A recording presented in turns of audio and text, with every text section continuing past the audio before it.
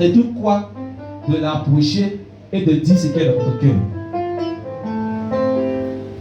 Si tu ton frère qui s'est comporté mal envers toi, il faut l'approcher et tu lui dis, ah mon frère, voici ce que tu as fait, ça ne m'a pas plu. Mais toi tu gardes ce que tu as en cœur pour aller le critiquer derrière. On va parler à critiquer derrière. Quittons dans ça. Parce que si nous demeurons dans ça, la bénédiction va, Dieu va tarder à nous bénir. Dieu va tarder à nous bénir. Parce qu'il sait que quand il va te bénir, c'est pour te moquer de ta soeur. Quand il sait qu'il va te bénir, c'est pour te moquer de ton frère. Pour dire lui, il n'a rien, il a quoi? Mais si tu dis, Dieu bénis-moi pour que je puisse prendre soin de mon frère, pour que je puisse prendre soin, pour que je puisse soutenir telle personne, c'est comme ça. Regardons l'exemple du paralytique. Il était paralysé. Mais les gens l'ont soulevé.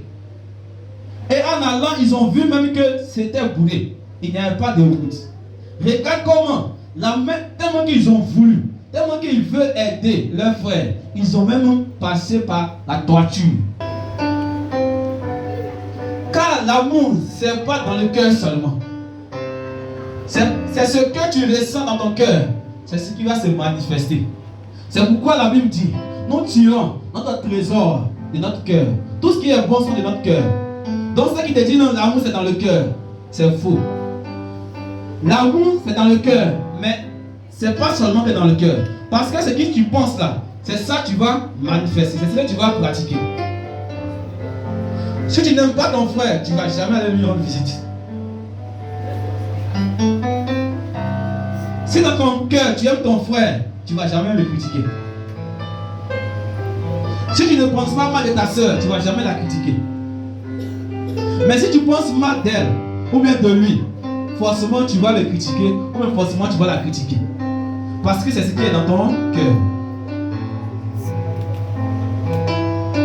Nous faisons semblant à venir à l'église. Alors que quand on sort, quand nous nous regroupons, on critique les gens. C'est là, voici comment elle est habillée. Elle se comporte, on dirait qu'elle croit que c'est chez elle.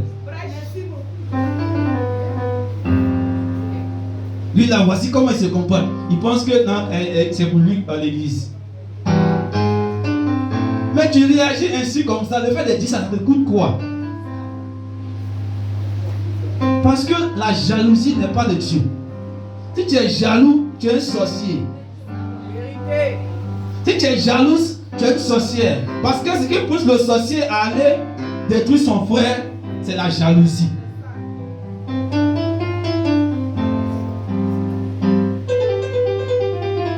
Si tu arrives à monter les gens, tu arrives à être jaloux à cause de ce que l'autre a reçu, le diable va passer facilement par toi.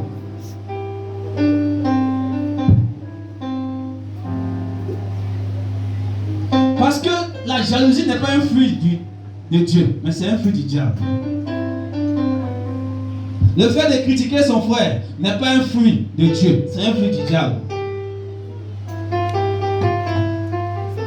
Le fait de ne pas aider son frère lorsqu'on a la chose, mais on refuse, parce qu'on veut que notre frère reste dans la souffrance, parce qu'on veut que notre soeur reste dans la souffrance, alors que tu peux facilement l'aider, ce n'est pas de Dieu.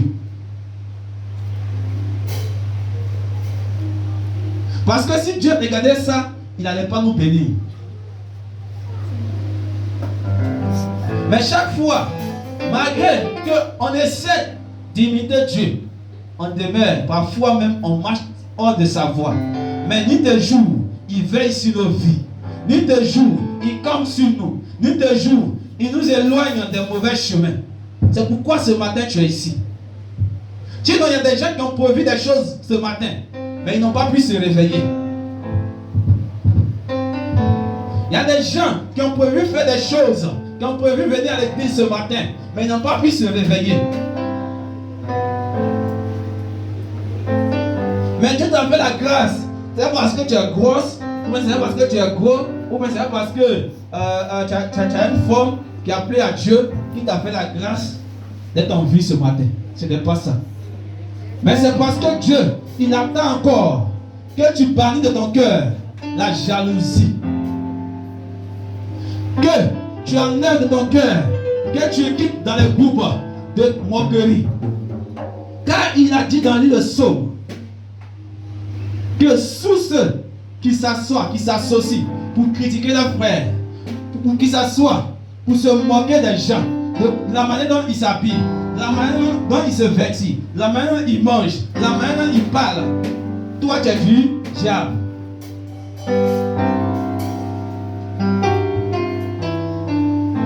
De la même manière, tu veux qu'on t'aime là.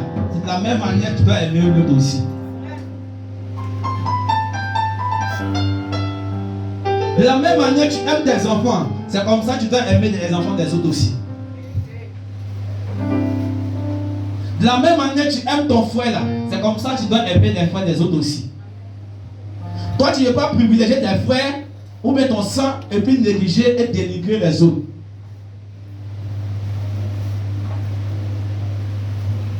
Mais le fait de dénigrer les autres, tu n'es pas dans la lignée de Dieu. Tu viens à l'église, viens prier ton Dieu et tu t'en vas. Mais toi, tu trouves le plaisir de parcourir des kilomètres et venir à l'église ici pour s'asseoir, pour former des camps, pour critiquer ton frère. Et quand on te demandait que tu es venu faire quoi, non, ici que tu es à l'église. Tu n'es pas venu à l'église, mais tu es venu servir le diable. Mais tu es venu ici pour former des choses, parce que ce n'est pas de Dieu. Parce que quand on vient à l'église, on est renouvelé. Si j'étais jaloux ou jalouse, en sortant d'ici, ces choses